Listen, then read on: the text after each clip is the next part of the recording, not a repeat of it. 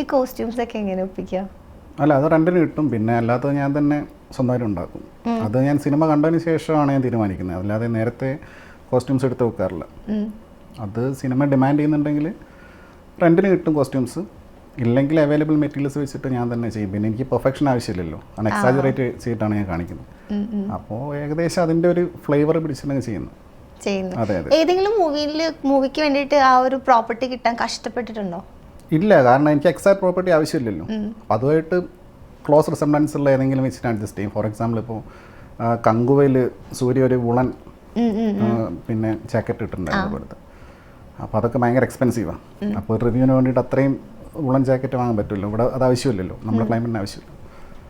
അപ്പോൾ ഞാനത് അങ്ങനെ ആലോചിച്ച സമയത്ത് നമ്മുടെ ഡോർമാറ്റ് ഉണ്ടല്ലോ, അത് വുളൻ ഡോർമാറ്റ് ഉണ്ട് പല കളേഴ്സിലുള്ള.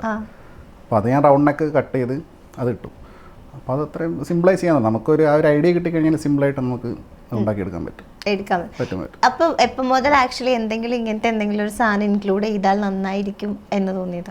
അത് നാച്ചുറലി സംഭവിച്ചതാണ്. ഞാൻ പല സമയത്ത് പല ഹെയർ സ്റ്റൈൽ ഞാൻ ഫോളോ ചെയ്യുന്നത്. ചിലപ്പം ബിയേർഡ് ഉണ്ടാവില്ല. അപ്പം എനിക്കിങ്ങനെ സ്ഥിരമായിട്ടൊരു സ്റ്റൈൽ ഞാൻ ഫോളോ ചെയ്യാറില്ല. അപ്പോൾ ഞാൻ കാപ്പ കണ്ട സമയത്ത് അതിൽ പൃഥ്വിരാജിൻ്റെ ലുക്ക് പുള്ളി ഒരു കറുത്ത ഒരു കുറി തുടങ്ങും. പിന്നെ ആ സമയത്ത് ആക്സിഡൻ്റലി എൻ്റെ ഹെയർ സ്റ്റൈൽ ഏകദേശം അതുപോലെയായിരുന്നു. അപ്പോൾ ഞാൻ വെറുതെ ഒരു കറുത്ത കുറി തൊട്ടതാണ്. അപ്പോൾ എനിക്ക് തോന്നി ഇത് സംഭവം കൊള്ളാമല്ലോ. അപ്പം കുറേ കമൻസും വന്നു. അപ്പോൾ അത് മുതൽ പിന്നെ അതൊരു ബ്രേക്ക് കിട്ടിയത് മറ്റേ വിജയുടെ ഒരു പടം ഉണ്ടായിരുന്നു, വാരിസ് എന്ന് പറഞ്ഞിട്ട്. അപ്പോൾ വാരിസ് ഇറങ്ങിയ സമയത്ത് വിജയുടെ കോസ്റ്റ്യൂംസ് വളരെ ഈസിയാണല്ലോ. ഒരു ഉള്ളിലൊരു ടീഷർട്ടും മുകളിൽ ഷർട്ടും ഇട്ട വിജയ്. അപ്പോൾ അത് വെച്ചിട്ട് പിന്നെ ഞാൻ അതിൽ 2 ബബിൾ ഗെയർ ചെയ്യുന്നത് പുള്ളി എല്ലാ പടത്തിലും കാണിക്കുന്നതാണ്. പിന്നെ അങ്ങനെ കുറച്ച് ജസ്റ്റേഴ്സ് കാണിച്ചപ്പോഴും ആൾക്കാർ പെട്ടെന്ന് കണക്റ്റായി, സിനിമയായിട്ട് ക്യാരക്ടറായിട്ടും പിന്നെ ആക്ടറായിട്ടും കണക്റ്റായി. അപ്പോൾ അന്ന് തന്നെ അജിത്തിൻ്റെ സിനിമ ഇറങ്ങിയത്. അപ്പോൾ അജിത്തിൻ്റെ സിനിമയിൽ അജിത്തിന് പുള്ളി സോൾട്ട് ആൻഡ് പെപ്പറാണ് ഫോളോ ചെയ്യുന്നത്. അപ്പോൾ കുറച്ച് പൗഡർ എടുത്ത് തലയിലേക്ക് ഇട്ട് അവിടെ ഗപ്പോ എന്ന് പറഞ്ഞിട്ട്, അപ്പോൾ അത് സംഭവം ആൾക്കാർക്ക് അത് ഭയങ്കരമായിട്ടുള്ള ഒരു പുതിയൊരു എക്സ്പീരിയൻസ് ആയി.